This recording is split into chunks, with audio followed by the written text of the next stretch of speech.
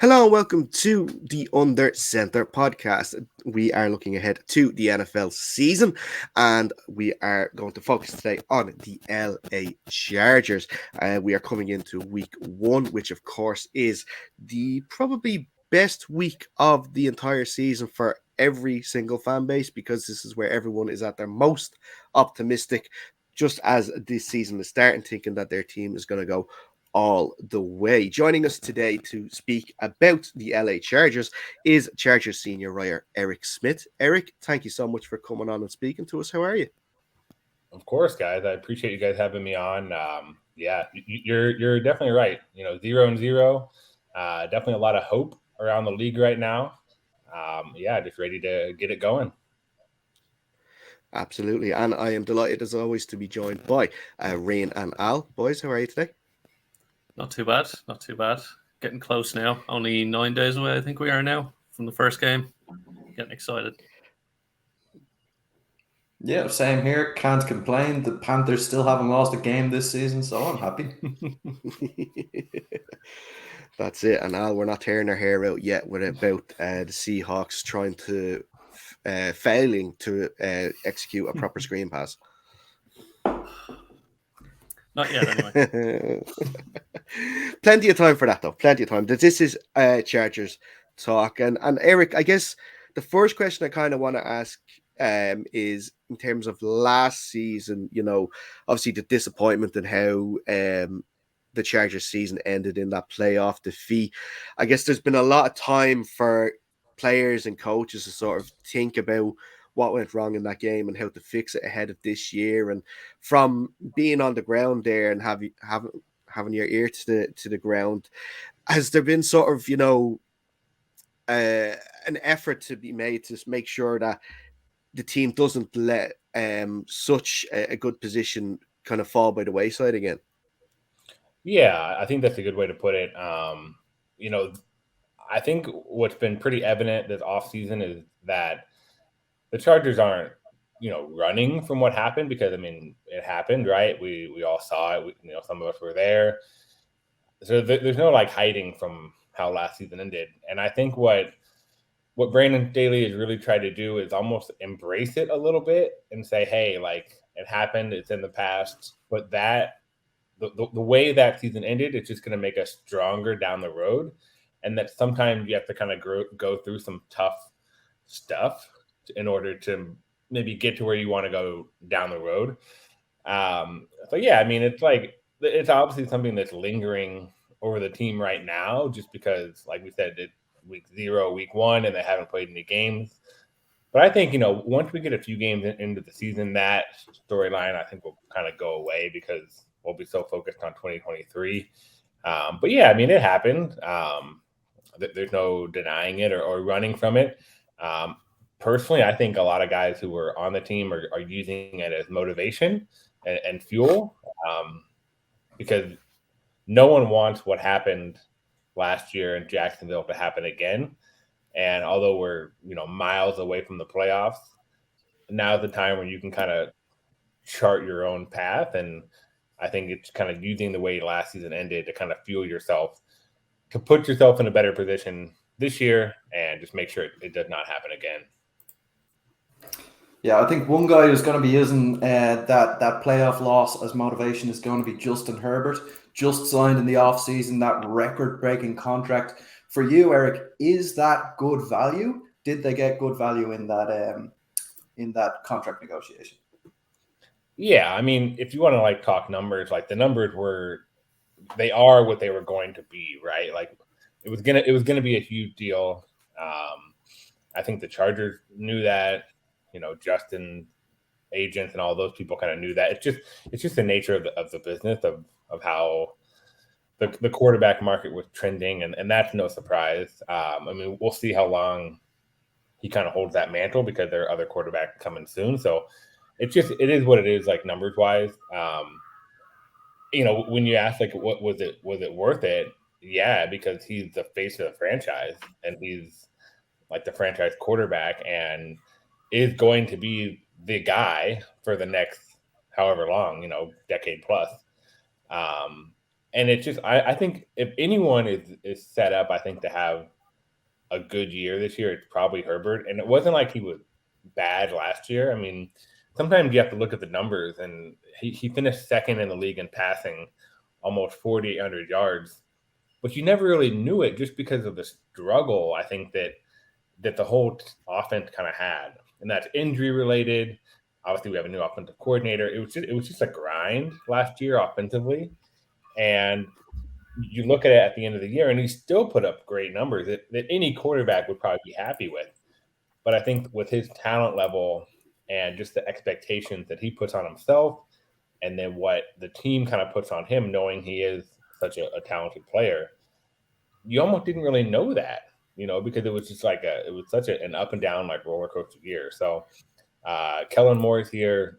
Justin has looked great in training camp and spring practice. So I'm really excited to watch him this year. Just to follow on with that, keep with the contract for a second.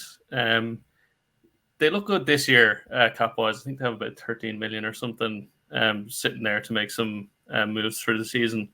But next season, they're going into the season 37 million over the cap, which is an unfortunate consequence of the new contract. Do you expect either this season, before the season, or maybe kind of the trade window, would you expect any changes, any cap casualties, or will they restructure and kind of kick the can down the road on Justin Herbert and a few other key players with their large contracts? Yeah, so I think right now the roster is pretty set. Obviously, the initial 53 came out Tuesday, and then there's been a couple additions, here and there. I think the roster is set. As far as the trade deadline, I mean, we'll kind of see. That's always up in the air. We'll have to see where the team's at down the road. And honestly, I'm not even. I mean, I know what the numbers are, right? But like, no one in the building is looking at next year's offseason yet, because I mean, it's just such a focus right now. I think especially because the team is in win now mode. It's not like I'll just throw them out there, like the Cardinals, right? The Cardinals are kind of building for the future, and they have a couple of first round picks and all that, and like they're definitely like looking ahead. The Chargers are looking at right now, and I think that onus is on everyone in the building, that they are staying in the moment and staying in the present, and then whatever happens with contracts and stuff next year, and they'll worry about that when the offseason arrives. Yeah, and you mentioned it there briefly, Eric. Kellen Moore obviously brought in as the new offensive coordinator after being let go in Dallas. Obviously, it didn't end well for Kellen in Dallas, but at times, he got the best out of Dak, probably playing some of the best football of his career. I'm sure that's what head coach Brandon Staley is hoping he's going to get with Kellen Moore coming on board to get the best out, get even more, I should say, out of Justin Herbert. Yeah, I mean, even now, like when we're 9 days away from the season, it's still kind of weird to believe that Kellen is the offensive coordinator, because all the numbers, like he was fantastic in Dallas, and for the fact that he became available, and just like when the Chargers had an opening, it was almost like a perfect scenario how the timing worked out on that. But the thing with Kellen too is we don't really know what we're going to see yet in week one. And that's sort of the beauty, I think, of week one. Like, the Chargers don't know what the Dolphins are going to throw out there, and the Dolphins don't know the Chargers. And you can say that about any week one matchup. All we kind of have to go on with the Chargers offense is what we've kind of seen in camp. And that's been a lot of pushing the ball down the field. I mean, the Chargers have a deep and talented wide receiver room with Keenan Allen, Mike Williams, Palmer, and then Quentin Johnson, the first-round pick. And so Justin Herbert has been airing it out more so than we saw last year for sure. And in terms of the running game, that looked really good in the preseason, but that wasn't the starting offense. I mean, most of the starting offensive line wasn't out there. Austin Ekeler didn't play in the preseason. And even then, I think the Chargers run game got like 600 yards in 3 games. So it was churning for sure. And I think that just what we're looking forward to is how does it fit and look in week one? We really don't know. And we can write about it, talk about it, and do all this stuff. But until we get to next Sunday afternoon, then we'll really kind of know the impact that Kellen can have. Yeah, so you were talking there about some of the things you saw in the preseason, and just a quick question: is there anything you were kind of hoping to see based on last year, like something that was missing or something that was really inconsistent? There's something you're hoping that Kellen Moore can come in and hopefully iron that out and get the offense in a more consistent place and get it looking a bit better. Yeah, I think the run game is probably the obvious answer for that. And again, we don't know, like, because we haven't seen the full first team offense out there in a game yet. You can kind of judge it in practice a little bit, and they had a couple practices where it looked really good, but you're not being tackled to the ground, and it's not like a full game action, so you really don't know. But I think just the run game overall, it's got to be better than it was a year ago, and that it really hampered the offense. The Chargers don't need to have a top 5 rushing offense. With Herbert under quarterback, that's not what they need. But if they can just be average, like middle of the pack, that in theory should make for a great offense, because you figure the passing offense will be a top 5 attack, given all the talent, in that phase. But last year, the rushing offense was like in the bottom couple teams, right? And it just like wasn't enough from anyone really. And it falls on everyone, the offensive coordinator, the running back, the offensive line, the blocking, tight end and all that. So right now, as we stand ahead of week one, players seem really excited about just like the identity of the run game. A word that probably 4 or 5 players have used is it's a downhill rushing attack. And like I said, we'll see what that looks like next Sunday. But on paper, and in terms of excitement level, everyone is fired up about it. And it did, like I said, it did kind of pop off in the preseason. Like Joshua Kelly had a 75-yard touchdown run against the Niners, and that's great. So yeah, overall, yeah, the run game has got to be better, and it seems like it's been a point of emphasis, and we'll see how that kind of translates in the first couple of weeks of the season. Yeah, and we're talking about the run game, and obviously the main spearhead of that running game is Austin Ekeler, and obviously at the start of the offseason, he was given permission to seek a trade. It didn't materialize, and he ended up restructuring his contract to get some extra money based on obviously incentives and bonuses. How important is it going to be to have him? Because not only trying to, like you said, get this run game in place, but also the relationship and chemistry he has with Justin Herbert, even throwing the ball out of the backfield to him, and giving him that extra option in the passing game, not just the running game. Yeah, even with all the offseason stuff that happened, Austin is still a focal point of the offense. And Kellen, actually, I think he said yesterday, Kellen got asked about the run game, and he's like, Austin's our guy. So even though you have Joshua Kelly and Isaiah Spiller kind of battling for that number 2 spot, this is clearly, like he said, clearly Austin is the number 1 back, and that's no surprise. Is Austin going to be a guy who's like a bell cow 25 carry guy?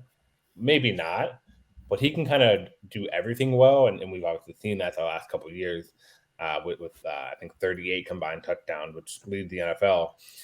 But he can just kind of do everything, and that's kind of what his role will be again. I wonder how many passes he's going to catch this year, because last year he caught, I think, 107, which was actually a franchise record. But so much of that was because, Keenan Allen missed time, Mike Williams missed time, the offensive line was banged up, and, everyone wanted Justin to throw the ball deep, and it just didn't materialize, whether it was the receivers or the blocking, when obviously Justin himself was dealing with a rib injury for a while. So the answer, I guess, to all that was a lot of check down to Austin, and that's why he caught, so many passes. I wonder if you see maybe less like overall touches from Austin this year, but he's more effective just because we're not going to rely on him so much. But when he does get the ball, he's going to be even more explosive, I think. That's just like a personal theory I think could kind of come to fruition. But yeah, overall, like Austin is still, a key piece of the offense, and it's going to be relied upon pretty heavily. I'd like to move on a little bit to kind of the whole AFC West. So we have the Broncos and the Raiders. The Raiders still have a bit to do there. I don't think they're going to have a really good season. Broncos really hinge on whether Russell Wilson can have a resurgence or if he'll kind of keep where he was. Do you think the Chargers have like a real chance of knocking the Chiefs off the top spot? Because they have some talent there. They go in healthy with the talent they've picked up in the draft. I personally think that they can certainly give them a run for their money, and have a good season. Yeah, the funny thing is with that is that the Chargers have given the Chiefs a run for their money. It feels like for like 4 or 5 years in a row now. Even like before Herbert was there, the Chargers were right there on the doorstep, and especially since Herbert has arrived, he's battled the Chiefs. I feel like other than Burrow, who beat the Chiefs, Herbert is the guy I think who just constantly battles and goes toe to toe with Mahomes and that team. The big question, or I guess the final piece of the puzzle is actually getting over the hump. Everyone wants to talk about last year how, oh man, the Chiefs won the division again, and I think it's like 7 years in a row. The Chargers had them in Arrowhead. They had them, they were up I think 10 at halftime, and then Herbert he throws the pick six, and then he gets hurt, and then they lose by 3, and then the Chiefs come out to LA. I think in like this early December was it? That's a back and forth game. The Chargers are winning. They score, I think, with 2 minutes left, a minute and a half left. They go up, and Mahomes leads the touchdown drive in the final minute to win the game. So it's not like the Chargers can't hang with the Chiefs. They certainly can. And like I said, probably better than most teams in the AFC have shown. They just got to do it. And that's probably one of the biggest questions going into the season. Can they finally put it together against Kansas City and finish late? And that's a tough task to do, right? Like you're talking about Mahomes, right? Who probably the best player in the league and just like a unicorn. Andy Reid, right? Who's one of the best coaches in the league. Like, it's a tough task to do. It's not like you can just flip a switch and suddenly just beat the Chiefs. But the Chargers have been right there.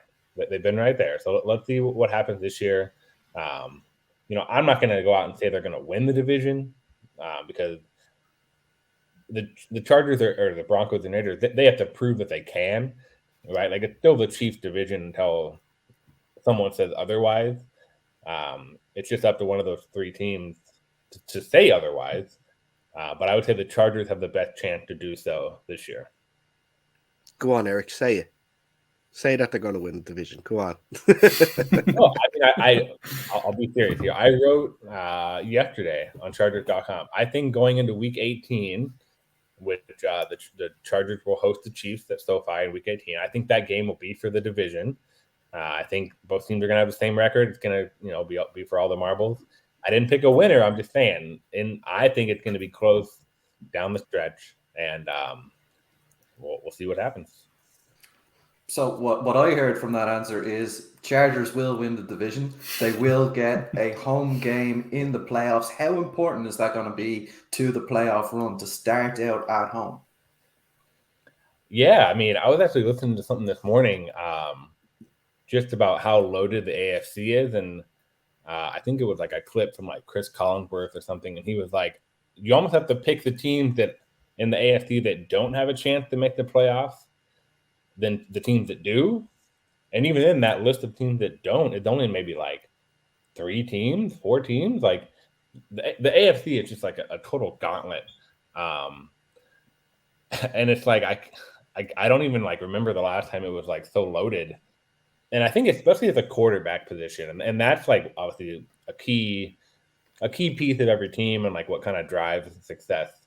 But you like look at the quarterbacks and it's like it's almost like a list of like Hall of Famers, guys who are like at their peak, guys who are rounding into their peak, a couple of young guys in there. It's like it's just so different than the NFC, and it's going to be a struggle, I think, for good teams to make the playoffs, right? Because there's only 7 spots, and you can easily kind of run through, 10 teams right now that you feel are worthy to make the playoffs, and some teams are going to get left out, and that's tough. That's tough. For the Chargers, I think it's important that they get off to a fast start. We have an early bye this year. It's week 5, and we have Miami, and then we're at Tennessee, at Minnesota, and home against the Raiders. So, you probably got to be at least 3-1 in that stretch to kind of give yourself a chance down the stretch where the schedule gets tougher. But yeah, I mean, it's gonna be a gauntlet for sure. Yeah, that week 5 bye is wreaking havoc on my fantasy football team for sure. Not just the Chargers. Loads of teams actually are on week 5 byes this year, and it's not pleasant at all. But speaking of one of those teams in the AFC that are going to be challenging for those playoff spots, you mentioned it there, the week 1 game next Sunday against the Dolphins in SoFi. They have been building their roster to be challengers. They brought in Jalen Ramsey. Fortunately, it doesn't look like he's going to be available for this game. But still, their offense that includes obviously Tyreek Hill and Jalen Waddle and obviously Tua under center, and their defense is still quite formidable as well. And I guess it's kind of the perfect early sort of test for this Chargers team to see where they are and how ready they will be for a playoff run, because this is one of the teams that if they're not in the playoffs will definitely be challenging for it this year. Yeah, that's a great point. I think last year these were 2 wild card teams, and the Dolphins were in contention for the AFC East before Tua got hurt, and they kind of slipped up down the stretch. And these teams actually played last year at SoFi, and it was probably the Chargers' best defensive performance of the year, given who the opponent was. Because coming into that game, Miami was just rolling on offense. They were probably the number 1 offense in the league, and Brandon Staley had a perfect defensive game plan, slowed down Tua and Tyreek and Waddle. It was just fantastic.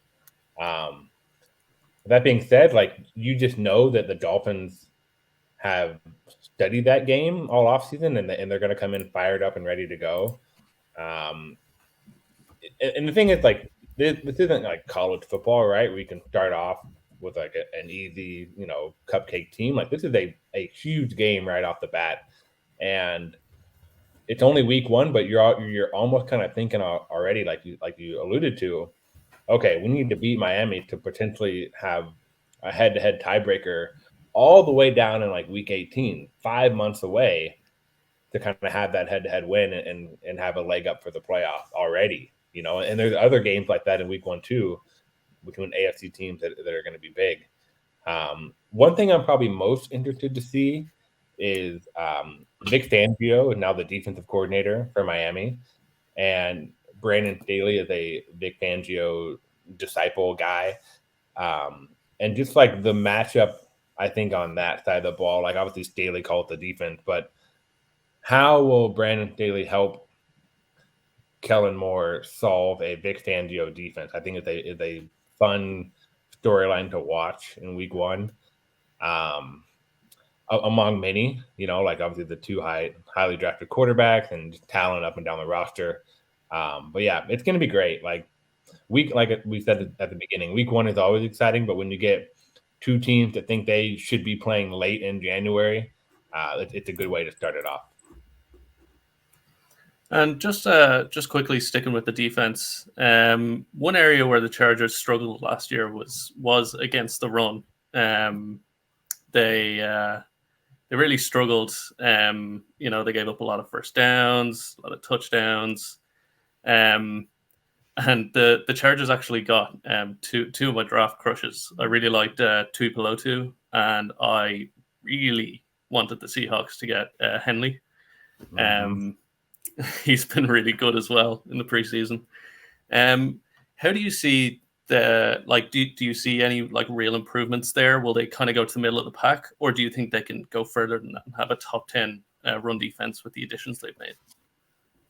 Yeah, I mean that kind of is up in the air, and like on offense, we talk about the run game is the biggest question on both sides of the ball. I think it's fair to say, and yeah, the Chargers, pretty much every defensive player I've talked to this offseason has said stopping the run has been a point of emphasis for us. We've talked about it, we've studied it. It's just time to go do it.